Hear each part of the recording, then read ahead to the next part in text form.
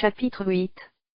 Vous pouvez imaginer dans quel état d'esprit se trouvaient les témoins de ces déplorables scènes quand ils se revirent le lendemain de cette cruelle journée. La consternation était peinte sur tous les visages, la mort était dans tous les curesses, c'était le commencement d'une agonie qui devait, à chaque instant, devenir plus douloureuse. Monsieur le Dauphin, malgré sa jeunesse, qui l'empêchait de sentir toute l'horreur de la situation, était touchant à voir, ses yeux étonnés se portaient sur ses parents, il ne parlait point, il ne pouvait se rendre compte des émotions dont il était entouré, de celles qu'il ressentait, mais par ses caresses au roi, à la reine, il prouvait qu'il devinait leurs souffrances, qu'il cherchait à les consoler. Madame, plus âgée, sentait vivement les maux de sa famille. Pendant la journée du 20 juin, un garde national avait dit à la reine, en lui montrant la jeune princesse, « Quel âge a mademoiselle ?» La reine répondit, avec un accent que je crois entendre encore, « Un âge où l'on ne sent que trop l'horreur de pareilles scènes. » La reine disait vrai, Madame royale avait été profondément frappée de ce qu'elle avait vu. Elle pouvait pressentir les suites funestes de la situation où nous étions, son caractère devint sérieux, elle perdit tout ce qui tenait à l'enfance, et sembla dès lors associer son jeune courage à celui de sa mère. À cette époque, Madame de Tarente, qui fut depuis votre marraine, mon cher fils, cette bonne princesse de Tarente, dont bientôt tant de périls communs firent pour moi une amie si précieuse, était dame du palais de la reine. Elle était si tendrement attachée à cette princesse, qu'elle désira ne plus s'éloigner d'elle, et pria ma mère de lui permettre d'occuper une chambre de son appartement. Liés intimement comme nous l'étions, partageant les mêmes sentiments, appelés à partager les mêmes dangers, il nous était doux de nous rapprocher dans ces terribles épreuves. Ce fut aussi vers ce temps-là qu'il m'arriva une petite aventure fort maussade dont je veux vous dire un mot. Une de mes amies d'enfance, mademoiselle de Vintimille, qui venait d'épouser le prince de Belmonte, m'écrivit de Naples. Heureusement sa lettre ne contenait que des assurances d'amitié et d'intérêt sur la position où nous nous trouvions. Je perdis cette lettre dans les troubles du 20 juin, mais, à mon grand étonnement, à mon grand chagrin, je la retrouvai, vous ne devineriez jamais où, on la criait dans les feuilles du Père Duchesne, infâme journal de l'époque, lettre de la princesse Vintimille de Belmonte à mademoiselle Pauline de Tourzel, et l'on induisait de la lettre que m'écrivait mon ami qu'il y avait une correspondance organisée entre les émigrés et le château des Tuileries. Heureusement qu'il ne résulta de la dénonciation de ce grand complot que beaucoup d'embarras pour moi et la douleur de savoir que mon nom figurait dans les feuilles infâmes du Père Duchesne. Justement effrayé de ces troubles qui se renouvelaient sans cesse, le roi exigea que la reine, qui, seule, logeait au rez-de-chaussée, vînt coucher dans l'appartement de Monsieur le Dauphin. La reine prit le lit de ma mère, pour qui on dressa chaque soir un lit de veille, quant à moi, l'on me fit coucher sur un canapé dans un cabinet à côté de la chambre. Comme personne dans la maison ne se doutait que la reine eût changé d'appartement pour la nuit, ma mère et moi nous prenions les précautions de sûreté, je me relevais quand la reine était couchée, et avec ma mère nous nous assurions de la fermeture des portes, et nous mettions les verrous intérieurs. Le cabinet que j'occupais servait de passage à la famille royale quand elle allait souper. J'étais couché de bonne heure, souvent je feignais de dormir lors du passage des princes, et je les voyais l'un après l'autre s'approcher de mon canapé, j'entendais quelques mots de bonté et d'intérêt dont j'étais l'objet, et je remarquais leurs précautions pour ne point troubler mon sommeil.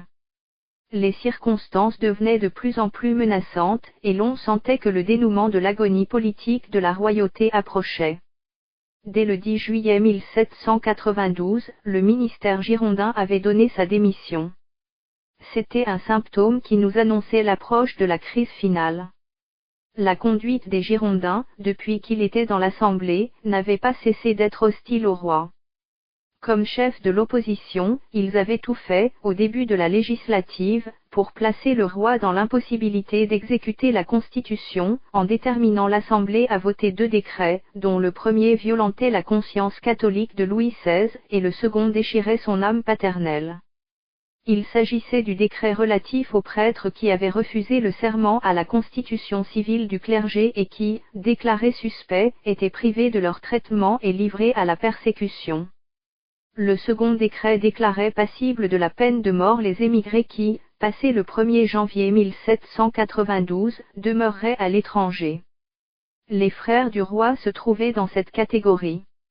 Enfin les Girondins ne cessaient de pousser à la guerre, dont la perspective enflammait toutes les passions révolutionnaires.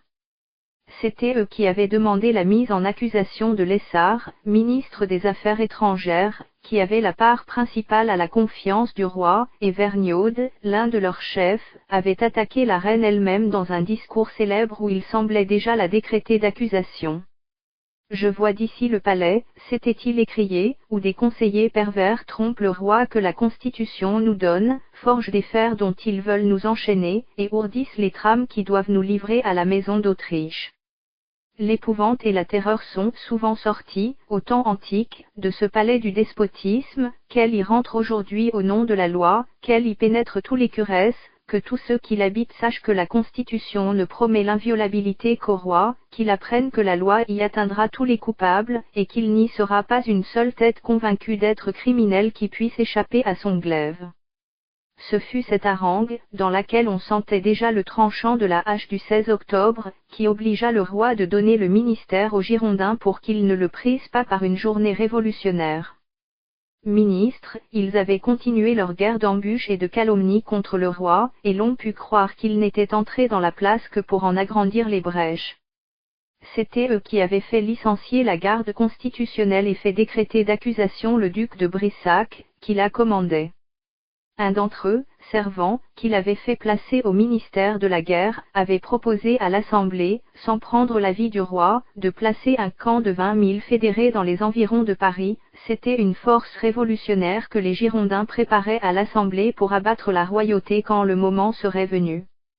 Enfin, voyant que Louis XVI, révolté par tant d'exigences et tant de perfidie, s'était montré décidé à rompre avec eux, l'un des ministres, Roland, avait lu dans le Conseil cette lettre pleine d'astuces qu'il destinait dès lors à la publicité et qui devait porter au roi le coup mortel. Prenez garde, disait-il dans cette lettre, la défiance n'est pas loin de la haine, et la haine ne recule pas devant le crime. Si vous ne donnez pas satisfaction à la Révolution, elle sera cimentée par le sang.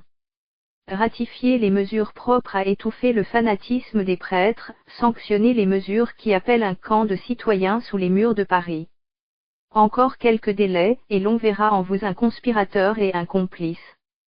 Lire publiquement une pareille lettre à l'Assemblée, comme le fit Roland après sa sortie du ministère, c'était dénoncer le roi à la vindicte populaire, c'était le livrer à la Révolution.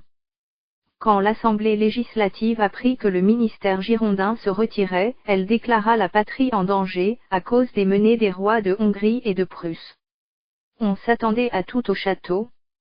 On crut d'abord que le mouvement aurait lieu le 14 juillet, anniversaire de la Fédération, mais la journée se passa sans trouble. On cria seulement beaucoup, vive les sans-culottes. Vive Pétion. Des voix, plus insolentes ou plus franches ajoutaient, à bas le roi. La famille royale, qui avait dû se rendre au champ de Mars, put les entendre. À mesure que nous approchions des derniers jours de juillet, la violence des passions augmentait, et les manifestations devenaient plus menaçantes. L'Assemblée recevait tous les jours des pétitions demandant la plupart la suspension du roi, plusieurs sa déchéance, quelques-unes sa mise en accusation. Les sections de Paris demandèrent, au nombre de 46 sur 48, qu'il fût statué sur la déchéance du roi. Les pétitionnaires ouvraient la voie aux émeutiers, on avait peu à peu obtenu le départ de la plus grande partie de la garnison pour les frontières, la garde constitutionnelle était dissoute, la Révolution était maîtresse. Elle préludait par l'outrage au dernier coup qu'elle avait à frapper. La reine fut obligée, à la fin du mois de juillet, de renoncer à toute promenade dans les Tuileries. Elle était allée prendre l'air avec Madame Royale dans le petit jardin du Dauphin, situé à l'extrémité des Tuileries, vers la place Louis XV. Elle fut grossièrement insultée par des fédérés. 4 officiers suisses percèrent la foule qui entourait la reine, la placèrent au milieu d'eux ainsi que Madame Royale, et les ramenèrent au château. 2 grenadiers suisses ouvraient la marche. Arrivés dans les appartements, la reine et madame remercièrent leurs défenseurs de la manière la plus expressive et la plus touchante, mais la reine renonça dès ce jour-là à sortir. Mais dans les derniers jours du mois il y eut des tentatives pour forcer la porte du château. Cette vie d'inquiétude et d'alerte dura jusqu'au moment de la terrible journée du 10 août. Des processions d'hommes des faubourgs, d'hommes à pique, comme on les appelait, préludèrent à cette journée, ils se rendaient à l'assemblée pour y faire ce que l'on appelait des motions, ils chantaient des paroles effroyables, et leur promenade tumultueuse autour du château y portait la terreur. On eût dit qu'ils venaient reconnaître les lieux avant de les attaquer. Il était évident que les révolutionnaires de Paris attendaient des auxiliaires pour agir. Ces auxiliaires, c'étaient les Marseillais. Ils arrivèrent à Paris dans les derniers jours de juillet, et les assassinats, prélude d'une lutte plus sérieuse, commencèrent. Santerre ayant annoncé que les sans-culottes de Paris donneraient un banquet aux Marseillais dans le club des Jacobins, le bataillon des grenadiers des filles Saint-Thomas, où les royalistes étaient encore en majorité, se réunit pour dîner aux Champs-Élysées. On voulait ainsi opposer une manifestation royaliste à une manifestation révolutionnaire. Les convives du banquet des Champs-Élysées étaient au nombre de 150. 300 Marseillais, à qui l'on avait dit qu'il y avait aux Champs-Élysées un banquet d'aristocrates, se présentèrent en armes et engagèrent le combat. Les gardes nationaux, surpris ou moins aguerris, se défendirent mal, la plupart se dispersèrent, quelques hommes isolés, ayant essayé de se défendre, furent égorgés. Chaque soir je descendais dans l'appartement de ma mère pour y souper, je passais par l'escalier noir réservé à la reine et à ma mère, de sorte que je voyais peu ce qui se passait dans le château hors de l'appartement. Le 9 août, apparemment pour qu'en cas de péril rien ne put indiquer cette communication secrète, ma mère ne m'en donna pas la clé, et je fus obligé de passer par le grand escalier et par la cour. Après avoir soupé avec Madame de Tarente, et en retournant à l'appartement de Monsieur le Dauphin par la cour, je fus étonnée et toute troublée de trouver cet escalier, que je venais de descendre 2 heures auparavant sans y avoir rencontré personne, couvert de gardes suisses assis, couchés sur toutes les marches. On avait des craintes. Elles étaient malheureusement trop fondées, on était prévenu que le château devait être attaqué. Tout le monde veilla. Dès 5 heures du matin, nous entendîmes sonner le tocsin et battre la générale. Quelques bataillons de gardes nationaux se rendirent au château pour repousser par la force ceux qui s'étaient annoncés comme devant l'assaillir. Vers 7 heures du matin, le roi passa dans les cours la revue des gardes suisses et des gardes nationales. Le bataillon de la section des filles Saint-Thomas, presque entièrement composé de gens dévoués, fut introduit dans l'intérieur du château. Réunis dans la galerie de Diane, la reine, Monsieur le Dauphin, Madame et Madame Élisabeth, accompagnés de ma mère et de moi, se présentèrent à eux et furent accueillis par les assurances du plus entier dévouement.